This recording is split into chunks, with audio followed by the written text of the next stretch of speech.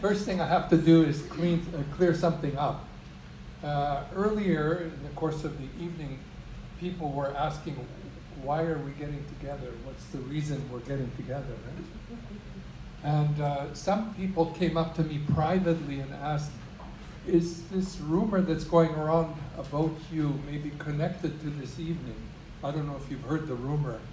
The rumor is that I made over $1 million practicing law with Pace Law Firm in Toronto recently. And I just got to correct that rumor before. First of all, it wasn't practicing law, it was real estate.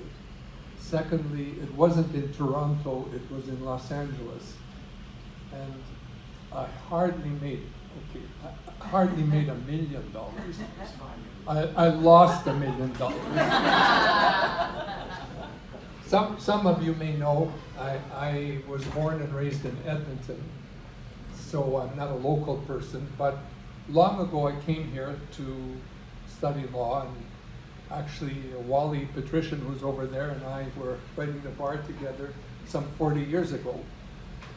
And I remember in the early days when I was in Toronto, it was very hard after we got the bar to get a job. In fact, I couldn't practice as a lawyer. I had to find some kind of work, and I was driving taxis, schlepping coffee.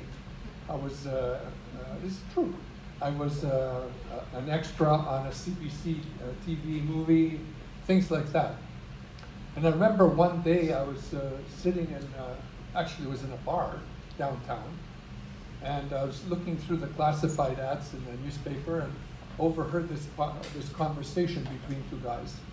The first guy says, so, what's your name? Second guy says, Boris. First guy says, I'm Piotr. Where are you from? Second guy says, I'm from Moscow. First guy says, interesting, so am I. Where in Moscow did you live? On Putin Street. First guy says, interesting, so did I. Where did you go to school? St. Vladimir School. Incredible, so did I. This conversation continued. Meanwhile, another patron entered the bar, went to the bartender, says, hey Joe, what's new? And the bartender says, nothing much. Just the Kotkowski brothers are drunk again.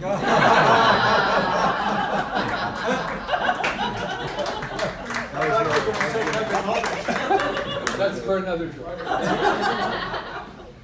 All right. So I'm sitting there reading this newspaper, looking, listening to this conversation, and I notice an ad in the newspaper. It says, actor wanted, $500 a day. Call and then a phone number. And I think to myself, $500 a day, that's good money. I think I'll call. So I called. They said, come right over. So I went over. It turned out to be the local zoo.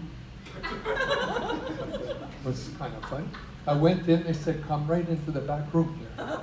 I went into the back room, there were two guys sitting there. They said, look, we'll level with you. We're in trouble.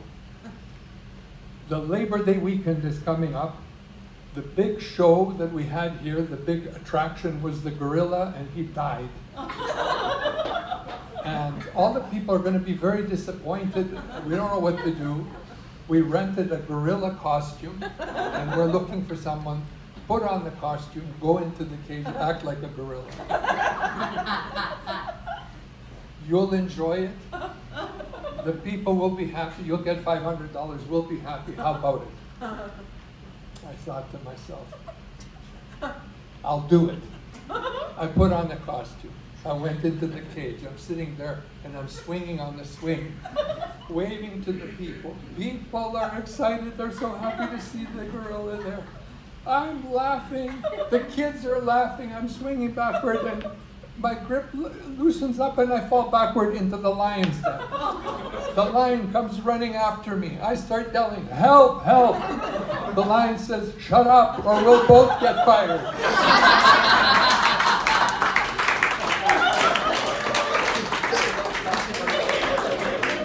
It's true. It's true. So I figured, okay, my days as an actor are finished. But I kind of hurt myself, so I thought I'd better go for an appointment to a doctor, see if I'm okay. So I made the appointment, went in, the nurse said to me, come into this room. Said, how old are you? Are you over 50? I said, yes. She said, okay, we're going to do a full exam, including a prostate examination. I said, okay. So I had a very thorough prostate examination. And just as the guy was leaving, the nurse came back in and she said 3 words I never want to hear again. She said, who was that?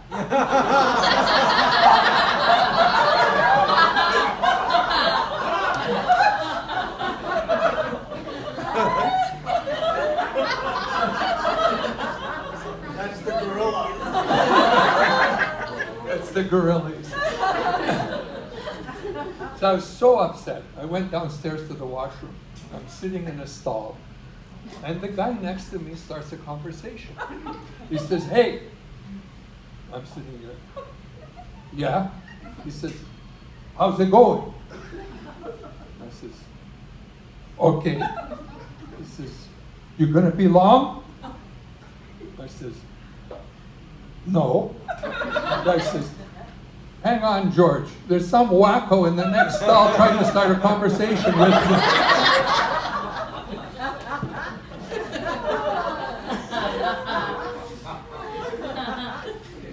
I've given this presentation before, and I thought I was doing pretty good. As a matter of fact, I was just leaving the presentation last time, and as I was leaving through the door, I overheard two men talking about my presentation. And one guy says to the other, if I only have 5 minutes left to live in this world, I hope it's in an audience where Andy Semotiuk is the stand-up comic. And I thought to myself, wow, what a compliment. But then he continued, he said, because Andy Semotiuk's the only stand-up comic that I know that can make 5 minutes seem like an eternity.